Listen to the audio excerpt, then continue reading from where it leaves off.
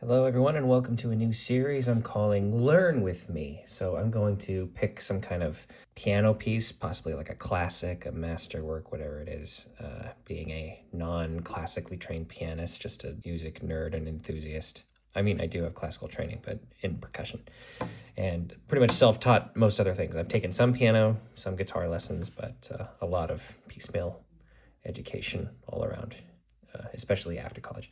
So the flagship piece that I want to tackle is Chopin's first Ballade in G minor. My goal is to be able to play this whole thing down by the end of the year. Kind of a lofty goal, but it's a fun challenge and it's fun to document. And it's not something I've seen a lot, is people walking through the process of learning something. So I think I'll just take chunks of the piece with each installment and see how far we go. We just hopefully further and further we get into this, the more of the piece we play and the more discoveries we make.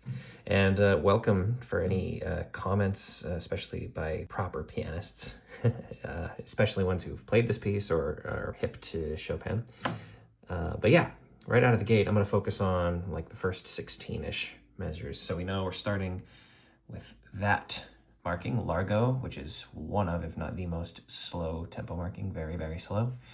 Forte, pesante, which is like stately and very like heavy and weighted, ponderous perhaps. Diminuendo gets softer there. The piano marking here, we got an accent there, crescendo there. Moderato, so a bit not too fast, not too slow, but we can say that it is faster than this. So we're starting to pick up speed and actually have a pulse, more or less. This is a bit more nebulous and taffy-pulley, perhaps. The thing I'm struggling with the most, especially not being well-versed in more specific articulations, is this guy, a slurred staccato.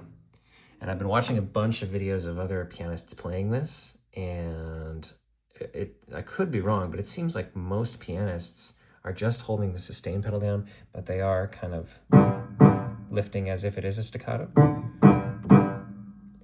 But yeah, so I'm wrestling with that because I don't want to bleed and just take up too much space with those notes, because the melody obviously is the priority. And a big thing here, we notice lots of slur marks. So these are one big phrase, one big phrase. And a question I was asking myself is, do I lift the pedal at any point to avoid bleed of any of these weird accidentals? And one of the videos I watched was Lang pronunciation, I am sorry, where he just let this all bleed together, which I thought was very liberating. And then you reattacked it here and let that bleed together. And then you get more of a sonorous thing, just a C minor, at least here. And then it bleeds out into this guy. And then we hold this note. That's how I've been interpreting it, holding this note, even though you lift the pedal.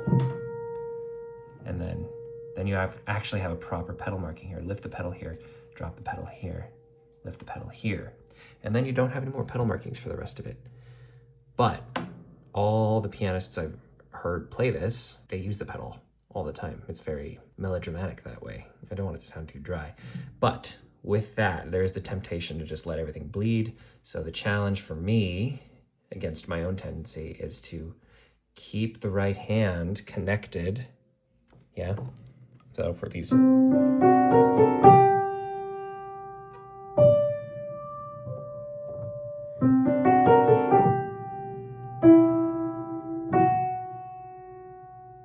And try not to lift the pedal for that too much, even though I will be lifting and depressing the pedal to accommodate these chord changes. All those. So yeah, these are the things I'm trying to figure out with this piece. And hopefully it becomes more and more clear the deeper into it I go, and the more I study it, the more I hear other interpretations. But at the same time, I don't want to be bogged down by other interpretations as if like, okay, that is how it's played. My first and foremost authority on the interpretation of any piece of these is the music itself, what is literally on the page. So that's the challenge. And then, yeah, so let's see what we can get from these first 16-ish measures. I'll stop right here on that note, I think.